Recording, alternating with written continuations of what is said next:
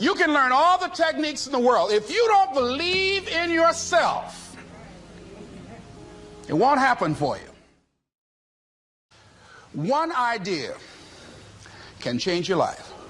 One idea can turn your life around. Deciding that you're going to focus to develop your skills. A guy was the new owner of a baseball team that was in the basement of the league when he took it over. He went to the pitcher and he said, "What is your best throw?" He said, "Well, I got a good curveball and I've got a good fastball." And he went on talking about his different throws. He said, "But tell me this, what is your best throw?" He thought for a moment. He said, "I've got a good fastball." He said, "That's all I want you to work on. Nothing else. Just develop your fastball." The next year, they went to the World Series. Most people don't know where their fastball is. Most people go through life never discovering what their talents are. Most people never develop their talents. They have skills and abilities, but if you don't nurture them, if you don't develop them, they will never serve you. Your gifts can take you many places if you develop your gifts. Most of us don't like to do those things that come easy to us. I've always loved to talk to people. I decided, taking this advice, to develop my skills as a speaker. And my gift has developed and it's taken me many places. You have something that you brought to the universe.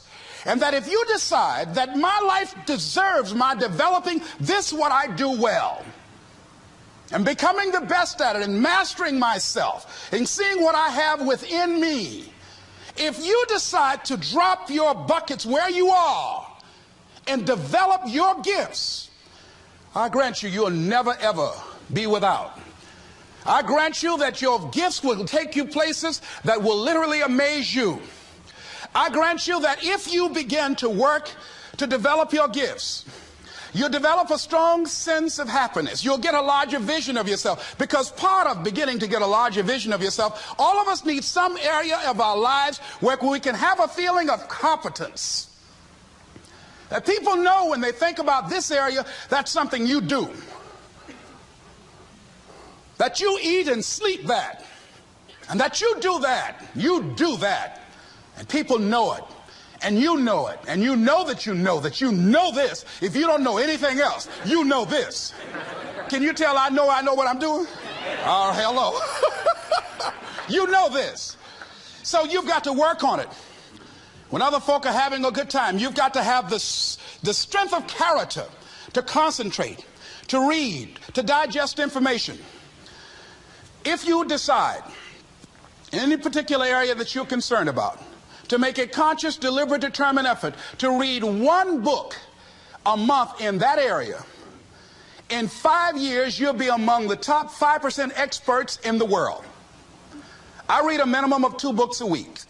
The average American reads only 1 book a year.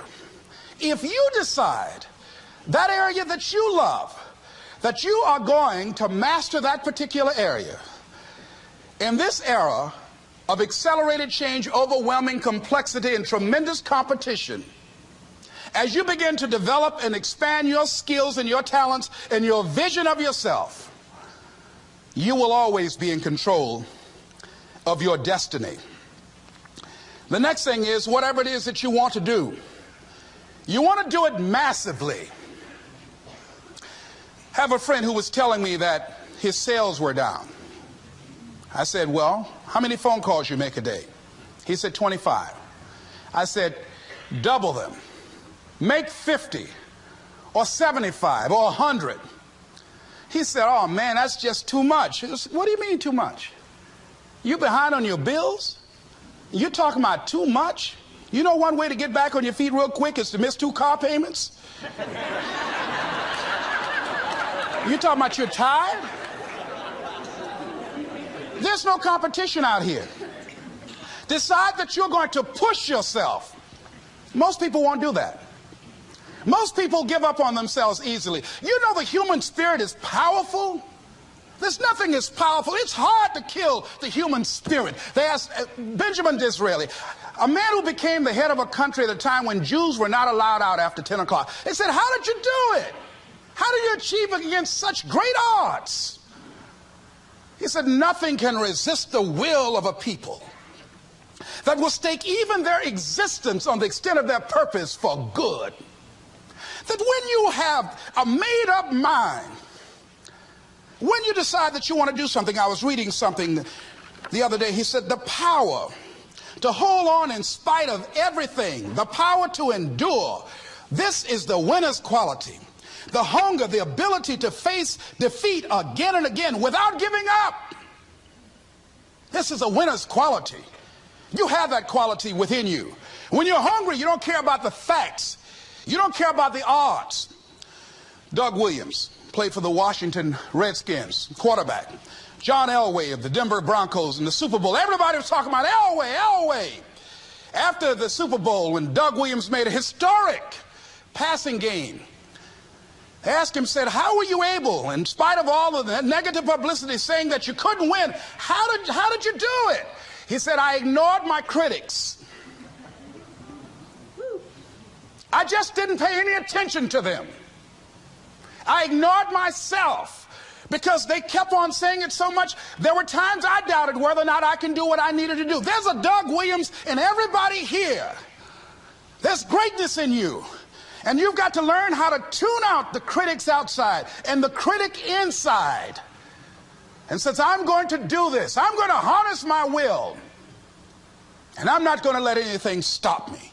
I deserve this.